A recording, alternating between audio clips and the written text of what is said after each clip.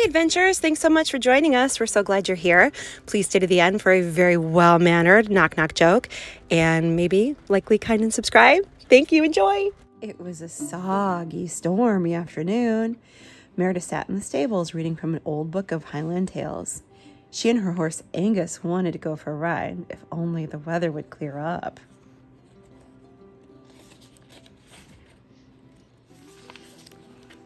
Look at this picture of a brownie, Merida said. The book says they're little goblins who cause mischief unless you keep them well fed. Sounds like my brothers. Angus snorted, shaking his head. It was clear that he wanted nothing to do with magical creatures, especially after their last encounter. Even though Merida had been able to transform her mom back from a bear to a human, Merida had learned that magic was not to be taken lightly. Merida read on until the raindrops slowed and the clouds began to scatter.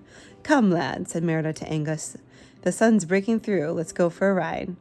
They galloped across the bridge and down the hill, but just as they reached the woods, Merida saw a flash of gray dart through the trees.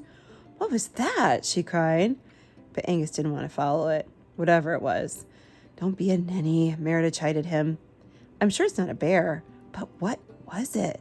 Merida guided Angus into the woods, keeping her eyes open for another glimpse of the creature.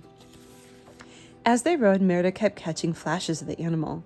She urged Angus to go faster until they broke through the trees and into a clearing. There stood a magnificent gray horse.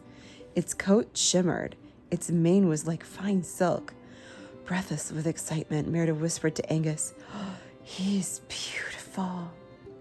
Merida dismounted and approached the horse with a gentle smile. "Come here, I won't hurt you." Suddenly, Angus blocked Merida's path. "Angus," she called, "don't be jealous, lad. This horse must be lost. We need to help him. Make sure he's safe."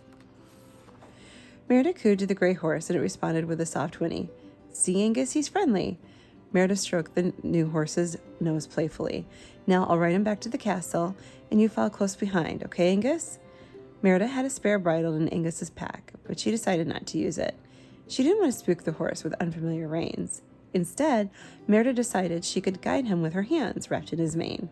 Angus gave a resigned snort as Merida swung up onto the gray horse's back, but as soon as she mounted him, the horse reared wildly.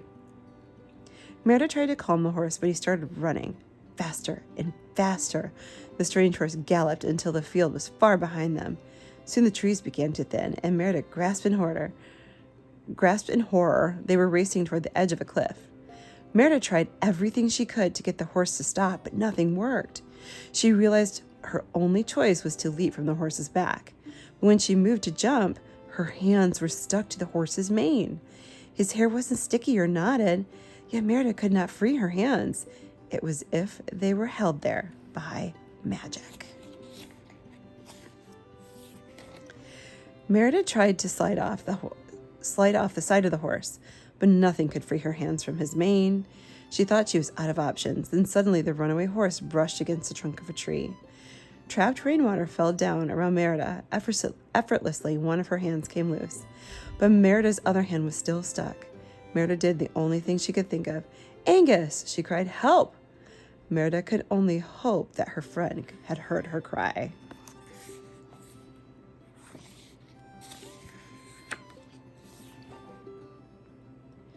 Merida looked up at the sound of a whinny.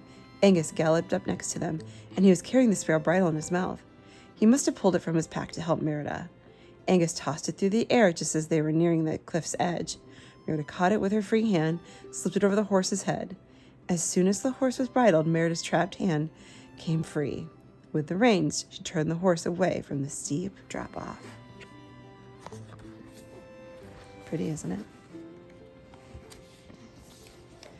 Now that the horse had calmed down, Merida guided him to a safe path beside the sea. As they reached the shore, the horse finally slowed to a stop. Grateful, Merida jumped off. The stallion stood quietly. Merida looked in his eyes for an answer about what had caused the wild ride. It was clear to her this was no ordinary horse. It must be a creature of magic. Merida removed the bridle and whispered quietly, "What are you?" But the horse did not reply. He simply moved his head softly, as if he were nodding. before galloping down the misty shoreline and into the water. Merida frowned as she watched him. As the horse raced deeper into the sea, he seemed to disappear into the fog. Merida mounted Angus and returned home. She was glad that the strange horse had not harmed her, but she wanted an explanation for her wild ride.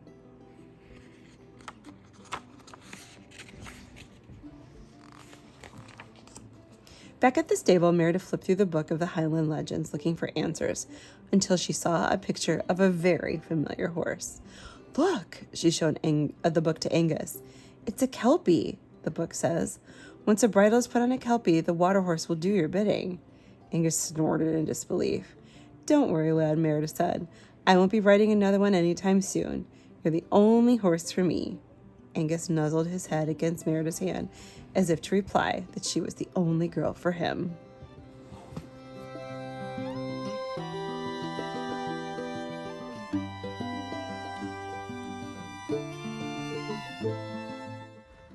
Knock, knock. Who's there? Tank. Tank who? You're welcome.